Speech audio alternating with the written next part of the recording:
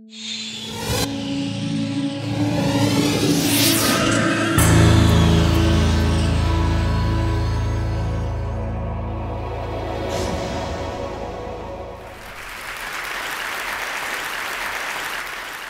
future, as we know, is very unpredictable. The best minds in the best institutions generally get it wrong. This is in technology, this is in the area of politics, where pundits, the CIA, MI6 always get it wrong, and it's clearly in the area of finance, where the institutions established to think about the future, the IMF, the BIS, the Financial Stability Forum, couldn't see what was coming. Over 20,000 economists whose job it is, competitive entry to get there, couldn't see what was happening. Globalization is getting more complex, and this change is getting more rapid. The future will be more unpredictable. Urbanization, integration, coming together leads to a new renaissance. It did this 1,000 years ago. The last 40 years have been extraordinary times. Life expectancy has gone up by about 25 years. It took from the Stone Age to achieve that. Income has gone up for the majority of the world's population, despite the population going up by about 2 billion people over this period. And illiteracy has gone down from a half to about a quarter of the people on Earth. A huge opportunity, unleashing of new potential for innovation, for development. But there's an underbelly. There are two Achilles heels of globalization. There's the Achilles heel of growing inequality, those that are left out, those that feel angry, those that are not participating. Globalization has not been inclusive. The second Achilles heel is complexity, a growing fragility, a growing brittleness. What happens in one place very quickly affects everything else. This is systemic risk, systemic shock. We've seen it in the financial crisis, we've seen it in the pandemic flu. It will become virulent, and it's something we have to build resilience again. A lot of this is driven by what's happening on technology. There's been huge leaps. There will be a million-fold improvement in what you can get for the same price in computing by 2030. That's what the experience of the last 20 years has been. It will continue. Our computers, our systems will be as primitive as the Apollos are for today. Our mobile phones are more powerful than the total Apollo space engine. Our mobile phones are more powerful than some of the strongest computers of 20 years ago. So what will this do? It will create huge opportunities in technology. Miniaturization as well. There will be invisible capacity in our bodies, in our brains, and in the air. This is a dust mite on a nano replica. This sort of ability to do everything in new ways unleashes potential, not least in the area of medicine. This is a stem cell that we've developed here in Oxford from an embryonic stem cell. We can develop any part of the body. Increasingly over time, this will be possible from our own skin, able to replicate parts of the body. Fantastic potential for regenerative medicine. I don't think there'll be a Special Olympics long after 2030 because of this capacity to regenerate parts of the body. But the question is, who will have it? The other major development is going to be in the area of what can happen on genetics. The capacity to create, as this mouse has been genetically modified, something which goes 3 times faster, lasts for 3 times longer, and reproduce as this mouse can to the age of our equivalent of 80 years, with using about the same amount of food. But will this only be available for the super rich, for those that can afford it? Are we heading for new eugenics? Will only those that are able to afford it, able to be the super race of the future? So the big question for us is, how do we manage this technological change? How do we ensure that it creates a more inclusive technology? A technology which means that not only as we grow older, but we can also grow wiser, and that we're able to support the populations of the future. One of the most dramatic manifestations of these improvements will be moving from population pyramids to what we might term population coffins. There's unlikely to be a pension or retirement age in 2030. These will be redundant concepts. And this isn't only something of the West. The most dramatic changes will be the skyscraper type of new pyramids that will take place in China and in many other countries. So forget about retirements if you're young, forget about pensions, think about life and where it's going to be going. Of course, migration will become even more important. The war on talent, the need to attract people at all skill ranges, to push us around in our wheelchairs, but also to drive our economies and our innovation will be vital.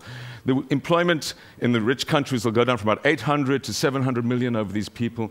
This would imply a massive leap in migration. So the concerns, the xenophobic concerns of today on migration will be turned on their head as we search for people to help us sort out our pensions and our economies in the future. And then the systemic risks. We understand that these will become much more virulent, that what we see today is this interweaving of societies, of systems, fastened by technologies and hastened by just-in-time management systems. Small levels of stock push resilience into other people's responsibility. The collapse in biodiversity, climate change, pandemics, financial crises, these will be the currency that we will think about. And so a new awareness will have to arise of how we deal with these, how we mobilize ourselves in a new way and come together as a community to manage systemic risk. It's going to require innovation. It's going to require an understanding that the glory of globalization could also be its downfall. This could be our best century ever because of the achievements, or it could be our worst. And of course, we need to worry about the individuals, particularly the individuals that feel that they've been left out in one way or another. An individual, for the first time in the history of humanity, will have the capacity by 2030 to destroy the planet, to wreck everything through the creation, for example, of a biopathogen.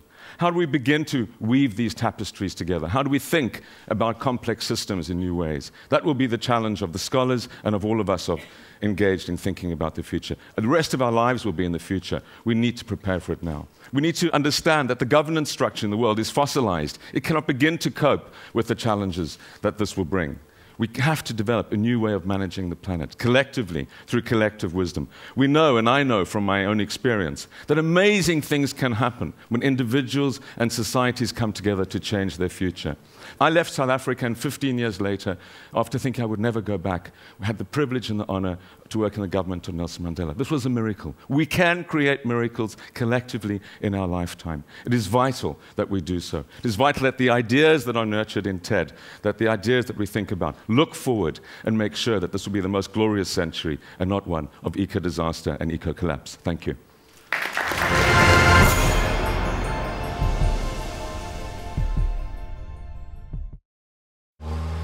Traffic is a global epidemic.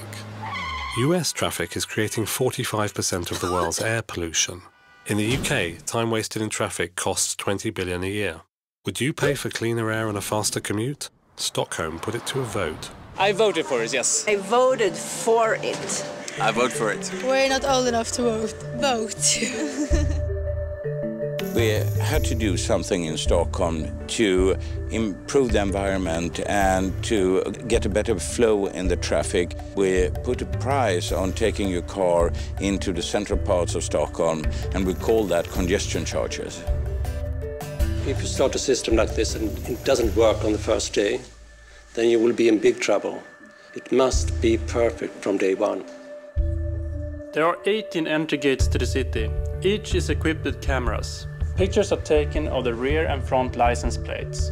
These pictures are sent to a central system that identifies the license plates and makes sure that the right person pays for the right passages. One of the obstacles we overcame was the OCR, the optical character reading of the license plate.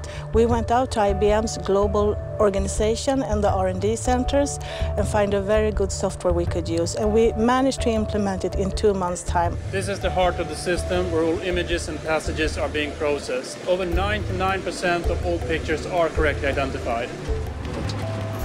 No, it's nice. This is how it should be all the time. Behind me you can see the traffic, and the clock is 6 p.m. Before we had the congestion charging, the traffic was queuing up at this time of the day.